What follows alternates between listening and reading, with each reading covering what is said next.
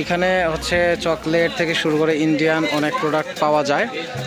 তো এখানে প্রোডাক্ট কেনার সময় দুইটা জিনিস হচ্ছে সতর্ক থাকতে হবে। চকলেট কেনার ক্ষেত্রে এখানে প্রথমে দাম দর করার ক্ষেত্রে হচ্ছে যদি বলে আপনাকে 70টা চকলেট তাহলে 70টা গুনে নেবেন, আর এইগুলোতে যদি বলে 30টা তাহলে 30টা গুনে নেবেন, কারণ এখানে অনেক সময় হচ্ছে কম থাকে।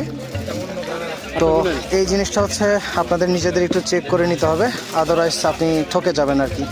আর দাম হচ্ছে রুপিয়া অনুসারে যা আসে, যেমন এটা হচ্ছে এখানে 350 রুপি, আমাদের কাছ থেকে এখানে 400 টাকা রাখছে এটা। আর এটা হচ্ছে 150 রুপি, এটা হচ্ছে আমাদের কাছ থেকে 220 টাকা করে রাখছে আর কি। তো এইগুলো আমরা 3টা নিচ্ছি আর এটা একটা নিচ্ছি, এই আর কি মোটামুটি। তো এখানে জিনিসপত্র কিনলে একটু হিসাব করে বা গুনে নিতে হবে আপনাদের নিজেদের উদ্যোগে আর কি।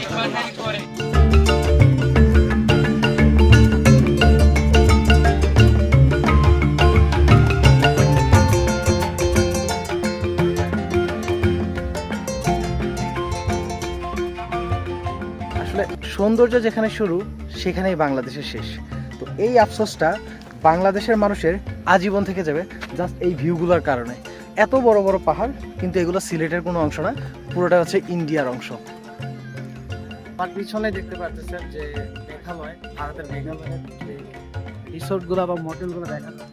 তো এই মোটেলগুলো হচ্ছে দেখেন বাংলাদেশে যদি হতো কোনোভাবে এরকম প্রপারলি প্ল্যান অনুসারে হতো না, কিন্তু তাদের দেখেন কত সুন্দর পাহাড়ের মধ্যে, পাহাড়ের ক্ষতি না করে তারা কত সুন্দরভাবে একটা পর্যটন কেন্দ্র গড়ে তুলছে। কিন্তু বাংলাদেশে এগুলো সম্ভব হয় না।